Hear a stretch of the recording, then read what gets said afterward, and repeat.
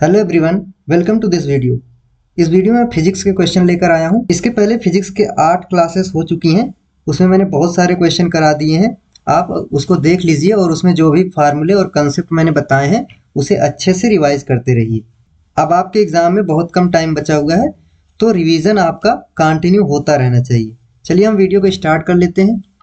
Question कह रहा है, विच of the following is the correct relation. आगे दिया हुआ है y क्या है, यंग्स मॉड्यूलस है, और g क्या है, मॉड्यूलस ऑफ रिजिडिटी। हमें यंग्स मॉड्यूलस और मॉड्यूलस ऑफ रिजिडिटी में रिलेशन बताना है। तो सबसे पहली चीज आपको ये याद रखना है कि कहीं पर भी मॉड्यूलस ऑफ रिजिडिटी छोटा होता है यंग्स मॉड्यूलस से। ये हमेशा है, ये कभी चेंज नहीं हो सकता है। यंग्स मॉड्यूलस हमेशा ज्यादा होगा मॉड्यूलस ऑफ रिजिडिटी से। उसके लिए एक फार्मूला भी होता है, आप उस फार्मूले से भी देख सकते हैं। y इज इक्वल टू होता है 2g ब्रैकेट में 1 प्लस v होता है। यहाँ पर v जो है ये पॉइजन्स रेशियो होता है। v यहाँ पर पॉइजन्स रेशियो होता है। ये क्वेश्चन जो है फ्लूइड मैकेनिक्स का है, जहां पर आपने इलास्टिसिटी, रिजिडिटी, शियर ये सब पढ़ रखा है। तो हमारा करेक्ट ऑप्शन जो होगा बी वाला होगा, y हमेशा g से बड़ा होगा। In Bernoulli's theorem which of the following is conserve. कह रहा है बर्नौली थ्योरम में इसमें से कौन सा कंजर्व रहता है। बर्नौली थ्योरम में क्या कंजर्व रहता है, सबसे पहले आपको वो पता होना चाहिए। तो बर्नौली के थ्योरम में हमारा एनर्जी कंजर्वेशन होता है, एनर्जी कंजर्वेशन होता है। तो अगर एनर्जी कंजर्वेशन होता है तो हम देख लेते हैं ऑप्शन में दिया हुआ है कि नहीं, मास, लीनियर मोमेंटम, एनर्जी और एंगुलर मोमेंटम। सी ऑप्शन दिया हुआ है एनर्जी कंजर्वेशन। इसका एक फार्मूला भी होता है, अगर आपको याद हो तो P plus half rho v square plus rho g h, ये फार्मूला होता है। और ये कांस्टेंट होता है, इसके इज इक्वल टू कांस्टेंट होता है, मतलब इधर वाला भी सेम होगा। हीट इज एसोसिएटेड विथ, कह रहा हीट किससे जुड़ी होती है। तो हमें ऑप्शन देखना पड़ेगा, क्योंकि 4 ऑप्शन दिया हुआ है, उसमें से पूछा हुआ है इसमें से हीट किससे एसोसिएटेड है। पहला कह रहा है kinetic energy of random motion of molecules. Molecules का जो रैंडम मोशन होता है उसके काइनेटिक एनर्जी से रिलेटेड होती है। दूसरा कह रहा है kinetic energy of orderly motion of molecule. कह रहा है कि मॉलिक्यूल्स का अगर हम ऑर्डरली मोशन कराएं उसके काइनेटिक एनर्जी के से रिलेटेड होता है। तीसरा कह रहा है total kinetic energy, total kinetic energy of random and orderly motion of molecules. कह रहा है कि मॉलिक्यूल्स का जो ऑर्डरली और रैंडम मोशन होता है उन दोनों को मिला के जो काइनेटिक एनर्जी आती है उसके रिलेशन में होता है, या इसमें से कोई नहीं होता। डी ऑप्शन दिया हुआ है, इसमें से कोई नहीं होता है। तो किसी भी बॉडी का जो हीट होता है, हीट क्या होता है, रैंडम मोशन ऑफ मॉलिक्यूल का रिजल्ट होता है। रैंडम मोशन ऑफ मॉलिक्यूल का, रैंडम मोशन जो होता है मॉलिक्यूल का उसका रिजल्ट होता है। तो हमारा ए ऑप्शन यहाँ पर करेक्ट होगा। उसने पहले में दे रखा है कि kinetic energy of random motion of molecules. Heat content of a body depends on, कह रहा है कि heat content of a body depends on, किस पे डिपेंड करती है। हीट कंटेंट जो होता है वो किस पे डिपेंड करता है। तो कह रहा मास ऑफ द बॉडी, पहले में दिया हुआ है मास ऑफ द बॉडी, दूसरे में टेम्परेचर ऑफ द बॉडी, तीसरे में specific heat capacity of the body, और चौथा कह रहा है all of the above. Heat का एक फार्मूला होता है, अगर आपको फार्मूला याद हो, आपको हीट का आपने एक फार्मूला पढ़ रखा होगा, mc डेल्टा टी। ये फार्मूला हीट का आपने एक फार्मूला पढ़ा होगा, mc डेल्टा टी। इसमें m मास होता है, c जो होता है स्पेसिफिक हीट होता है, और डेल्टा टी जो होता है चेंज इन टेम्परेचर होता है। ये मास है, ये स्पेसिफिक हीट है, स्पेसिफिक हीट है, और ये चेंज इन टेम्परेचर है, चेंज इन टेम्परेचर है। तो हमारा करेक्ट ऑप्शन क्या होगा, ऑल ऑफ दीज। उसने मास ऑफ द बॉडी दिया था, टेम्परेचर ऑफ द बॉडी दिया था, स्पेसिफिक हीट कैपेसिटी दिया था। तो हीट के फार्मूले में ये चारों हैं और इन चारों पे डिपेंड करती है हीट कि कुछ भी बढ़ेगा घटेगा तो हीट पे असर पड़ेगा जरूर। तो हमारा आंसर जो होगा ऑल ऑफ द एबव होगा। क्वेश्चन कह रहा है विच of the following is not a unit of heat energy. इसमें से कौन सी हीट एनर्जी की यूनिट नहीं है। तो पहला दिया हुआ है जूल, दूसरा केल्विन, तीसरा कैलोरी और चौथा दिया हुआ है नन ऑफ द एबव। तो जूल जो है ये एनर्जी की यूनिट होती है, मैंने बहुत बार इसको बता रखा है। केल्विन टेम्परेचर की यूनिट होती है और कैलोरी भी एनर्जी की यूनिट ही होती है। तो इसमें से दो ये एनर्जी की यूनिट हो गई, तो हमसे हीट एनर्जी पूछा है तो ये दोनों सही होंगे। बी वाला जो है ये टेम्परेचर का है, ये टेम्परेचर का है, ये किसी एनर्जी का यूनिट नहीं बताता है, ये टेम्परेचर की यूनिट बताता है, इसलिए बी हमारा यहाँ पर गलत दिया हुआ है। तो इसमें पूछा था not a unit of heat energy, तो हीट एनर्जी का यूनिट ये नहीं है, बी वाला केल्विन नहीं है। When two bodies A and B are in thermal equilibrium, कह रहा है कि दो बॉडीज हैं A और B थर्मल इक्विलिब्रियम में। जब दो बॉडीज थर्मल इक्विलिब्रियम में होती हैं तो क्या होता है हमें वो बताना है। हम ऑप्शन देख लेते हैं क्या क्या कह रहा है। The kinetic energies of the molecule of A B will be equal, कह रहा है कि जो ए और बी दोनों के मॉलिक्यूल्स होंगे उनकी काइनेटिक एनर्जी बराबर होगी एक दूसरे की। दूसरा कह रहा है the potential energies of all the molecule A B will be equal, कह रहा है इनकी पोटेंशियल एनर्जी बराबर होगी। तीसरे में कह रहा है internal energies of the two bodies will be equal, कह रहा है इनकी इंटरनल एनर्जीज बराबर होंगी। या फिर डी ऑप्शन कह रहा है the average kinetic energy of the molecule of the two bodies will be equal, कह रहा है एवरेज काइनेटिक एनर्जी बराबर होगा। इन चारों में से कौन सा ऑप्शन करेक्ट है थर्मल इक्विलिब्रियम के लिए हमें ये बताना। तो थर्मल इक्विलिब्रियम जो होता है वो टेम्परेचर इक्वल को कहते हैं। जैसे कोई चीज थर्मल इक्विलिब्रियम में तब होगा जब दोनों का टेम्परेचर बराबर हो जाएगा। T1 और T2 ये दो बॉडीज थी, ये दोनों बराबर हो गया, इनका टेम्परेचर दोनों का बराबर हो गया तो हम कहेंगे कि ये थर्मल इक्विलिब्रियम में। अब टेम्परेचर इनका इक्वल है, इसका मतलब क्या होता है काइनेटिक एनर्जी या एवरेज काइनेटिक एनर्जी इनकी बराबर होगी। हर एक मॉलिक्यूल की काइनेटिक एनर्जी नहीं बराबर हो सकती है क्योंकि सारे मॉलिक्यूल अलग अलग मोशन कर रहे होंगे, लेकिन एवरेज काइनेटिक एनर्जी आएगी जो दोनों ऑब्जेक्ट की या दोनों पार्टिकल्स की वो बराबर आएगी। तो हमारा करेक्ट ऑप्शन जो होगा डी वाला होगा, average kinetic energy of the molecules of the two bodies will be equal. हमेशा एवरेज काइनेटिक एनर्जी बराबर होगी जब भी कोई बॉडी थर्मल इक्विलिब्रियम में होगा। Temperature is measured of coldness और hotness of an object, this definition is based on, कह रहा है कि टेम्परेचर क्या है कोल्डनेस या हॉटनेस का मेजर है। ये डेफिनेशन किस चीज पे बेस्ड है या किस लॉ पे बेस्ड है। पहला कह रहा है जीरोथ लॉ ऑफ थर्मोडायनेमिक्स, दूसरा फर्स्ट लॉ, सेकंड लॉ और न्यूटन्स लॉ ऑफ कूलिंग। तो लास्ट वाला हटा देते हैं हम, न्यूटन्स लॉ ऑफ कूलिंग पर ये बेस्ड नहीं है। तो टेम्परेचर कोल्डनेस या हॉटनेस का मेजर है, ये कंसेप्ट जो आया था ये जीरोथ लॉ से आया था, जीरोथ लॉ ऑफ थर्मोडायनेमिक्स से आया था। ए ऑप्शन हमारा यहाँ पर करेक्ट होगा। क्वेश्चन कह रहा है during isothermal expansion the slope of PV graph, कह रहा है कि आइसोथर्मल एक्सपेंशन जब हम करते हैं तो स्लोप ऑफ पीवी ग्राफ क्या होगा।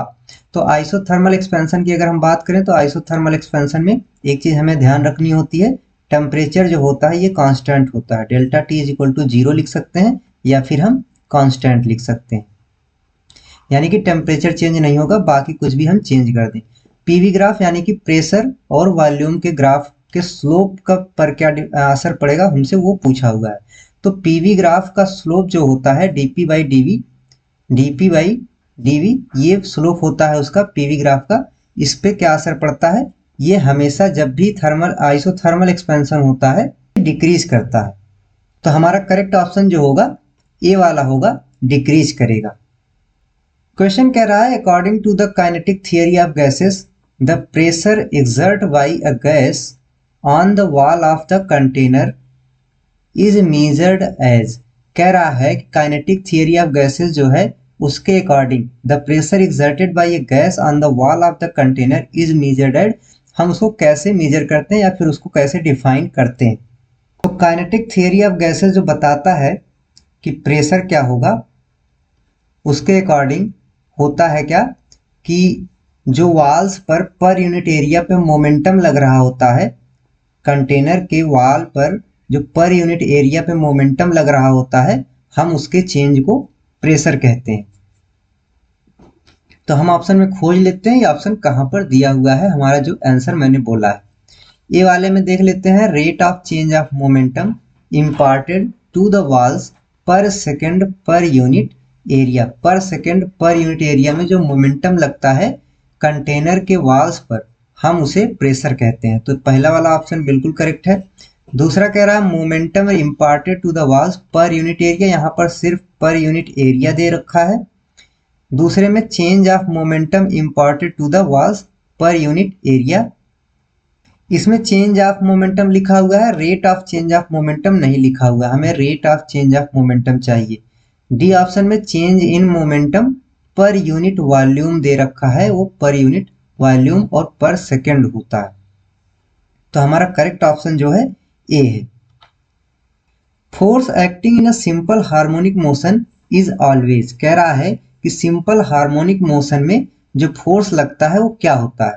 पहला कह रहा है directly proportional to the displacement, हमसे कह रहा है कि directly proportional to the displacement. तो एसएचएम में जो फोर्स लगता है उसका एक इक्वेशन होता है हमारे पास, F is equal to minus k x, ये एसएचएम का फोर्स होता है।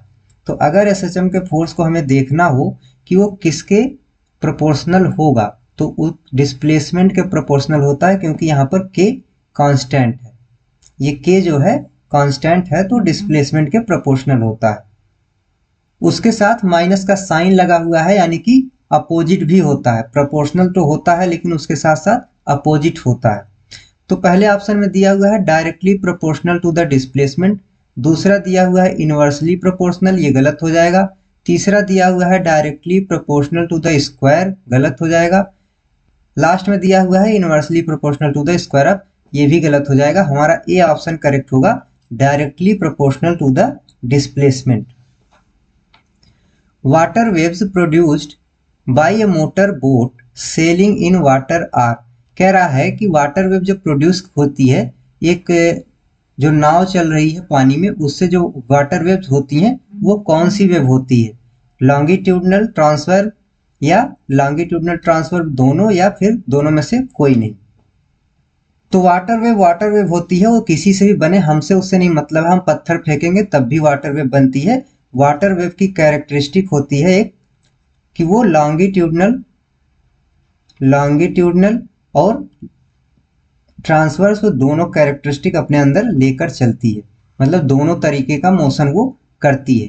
तो हमारा सी ऑप्शन यहाँ पर करेक्ट होगा, जिसमें दे रखा है both longitudinal and transverse motion.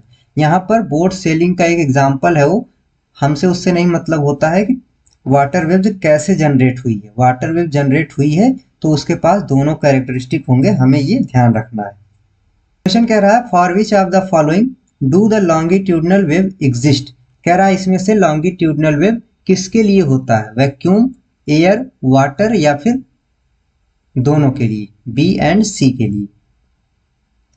तो लॉन्गिट्यूडनल वेव जो होता है उसके लिए मीडियम चाहिए होता है चलने के लिए। लॉन्गिट्यूडनल वेव बिना मीडियम के नहीं चल सकता है, तो अगर वैक्यूम में हम चलाना चाहें तो वो नहीं चल पाएगा, क्योंकि वहां पर मीडियम अवेलेबल नहीं होगा।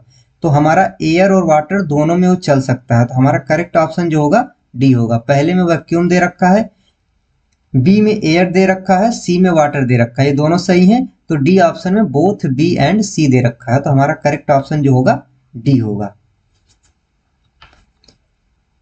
There is no transmission of energy in, कह रहा है यहाँ पर किसमें से ट्रांसमिशन ऑफ एनर्जी नहीं होता है। पहला कह रहा है इलेक्ट्रोमैग्नेटिक वेव, दूसरा कह रहा है ट्रांसवर्स प्रोग्रेसिव वेव, तीसरा कह रहा है लॉन्गिट्यूडनल प्रोग्रेसिव वेव, चौथा कह रहा है स्टेशनरी वेव। इनमें से कौन सी वेव ऐसी है जो एनर्जी का ट्रांसमिशन नहीं करती है? तो जो स्टेशनरी वेव होती है वो एनर्जी को ट्रांसफर नहीं करती है, हमारा डी ऑप्शन यहाँ पर करेक्ट होगा। स्टेशनरी वेव एनर्जी का ट्रांसमिशन नहीं करता है। यहाँ से 3 आपको ऑप्शन है, ये भी कभी पूछा जा सकता है। इलेक्ट्रोमैग्नेटिक वेव एनर्जी का ट्रांसमिशन करता है, ट्रांसवर्स वेव करता है, लॉन्गिट्यूडनल वेव करता है, स्टेशनरी वेव नहीं करता है। तो हमारा करेक्ट ऑप्शन जो होगा डी होगा। What type of vibrations are produced in a sitar wire? Sitar के वायर में कौन सा वाइब्रेशन जनरेट होता है जब हम उसे बजाते हैं? तो सितार का जो वायर होता है, जब हम उसे बजाने के लिए उसको टच करते हैं तो उसमें स्टेशनरी ट्रांसवर्स वेव जनरेट होती है। दोनों तरफ फिक्स्ड एंड होता है वायर का, उसकी वजह से उसमें स्टेशनरी ट्रांसवर्स वेव जनरेट होता है। तो हमारा आंसर जो होगा स्टेशनरी ट्रांसवर्स वेव होगा। पहले में दिया हुआ है प्रोग्रेसिव, दूसरे में प्रोग्रेसिव, तीसरे में स्टेशनरी और ट्रांसफर, मतलब सी वाला ऑप्शन हमारा पूरा करेक्ट होगा। डी वाले में दिया हुआ है स्टेशनरी लॉन्गिट्यूडनल, तो ये हमारा गलत है क्योंकि यहाँ पर लॉन्गिट्यूडनल दिया है। तो हमारा सही ऑप्शन जो होगा वो सी होगा। क्वेश्चन कह रहा है the wave associated with the moving particles are called. कह रहा है मूविंग पार्टिकल से कौन सी वेव एसोसिएटेड होती है? तो अगर मूविंग पार्टिकल की बात कर रहा है तो वहां पर हम मैटर वेव की बात करते हैं। मैटर वेव हमारा करेक्ट होगा। ए में मैकेनिकल दिया हुआ है, बी में अल्ट्रासोनिक दिया हुआ है, सी में मैटर वेव दिया हुआ है। हमारा सी ऑप्शन यहाँ पर करेक्ट होगा। क्वेश्चन कह रहा है a point source of light is placed in front of plane mirror. कह रहा है कि प्लेन मिरर के सामने एक पॉइंट सोर्स ऑफ लाइट रखा गया है। ये प्लेन मिरर है, यहां पर हमने एक पॉइंट सोर्स ऑफ लाइट रखा हुआ है। तो क्या होगा, हमें ये बताना है कि क्या हो सकता है। अगर हम प्लेन मिरर के सामने कोई लाइट सोर्स रख रहे हैं तो यहां से जो भी रेज जाएगी वो कहीं पर जाके पीछे की तरफ मैच करेगी, या फिर हम कह सकते हैं उसको मीट करेगी एक पोजीशन पर, जहां पर एक इमेज फॉर्मेशन होगा। जैसे कि प्लेन मिरर में हम अपना चेहरा देखते हैं, हम बाहर की तरफ खड़े होते हैं लेकिन चेहरा अंदर की तरफ बनता है, तो वो इसी तरीके से बनता है। तो हम ऑप्शन में देख लेते हैं क्या क्या दिया हुआ है। पहले ऑप्शन में दिया हुआ है all the reflected rays meet at a point when produced backward. कह रहा है कि जो रिफ्लेक्टेड रेज होंगी पीछे की तरफ जाके मिलेंगी। कैसे मिलती हैं? ये यहाँ से रेज जाएगी, मिरर से रिफ्लेक्ट होगी, ये इधर जाएगा, ये इधर जाएगा ऐसे, और फिर ये जाके यहाँ पर ऐसे काटती। इस तरीके से प्लेन मिरर में इमेज फॉर्मेशन होता है। तो पहला वाला ऑप्शन जो दे रखा है एकदम करेक्ट दे रखा है। उसने कहा है पहले रेज रिफ्लेक्ट होंगी, उसके बाद बैकवर्ड की तरफ जाके फिर से मिलेंगी, एक दूसरे को कहीं पर क्रॉस करेंगी, वहीं पर इमेज फॉर्मेशन होगा। दूसरा कह रहा है only the reflected rays close to the normal. कह रहा है कि सिर्फ वो रेज जाके मीट करेंगी जो नॉर्मल, यहाँ मतलब नॉर्मल जो परपेंडिकुलर हम ड्रॉ करेंगे उसके नजदीक होंगी। वही ऐसा नहीं होता, सारी रेज जो होती हैं वो जाके पीछे मिलती हैं। Only the reflected raise making a small angle, कह रहा है जो सिर्फ स्मॉल एंगल बनाएंगी वो मैच करेंगी, तो ऐसा नहीं है। Light of different colours make different images. Last वाला ऑप्शन कह रहा है light of different colours make different images. हमारा जो क्वेश्चन पूछा हुआ है उसके हिसाब से ये ऑप्शन फिट ही नहीं बैठता है, हमें कुछ और बताना था, लेकिन ये आंसर में डी वाले में कुछ और दे रखा है। तो हमारा ए ऑप्शन यहाँ पर करेक्ट है। टोटल इस वीडियो में 15 क्वेश्चन मैंने करा दिए हैं। फिजिक्स के क्वेश्चन आप कंटिन्यू लगाते रहिए, उससे आपका कॉन्सेप्ट रिवाइज होता रहेगा। अब इस टाइम पर क्वेश्चन प्रैक्टिस बहुत जरूरी है किसी भी सब्जेक्ट में, उससे आपका रिवीजन मेंटेन रहता है। और अगर रिवीजन नहीं हो पाएगा तो क्वेश्चन पेपर में आपको क्वेश्चन समझ में नहीं आएंगे, इसलिए रिवीजन कंटिन्यू रखिए।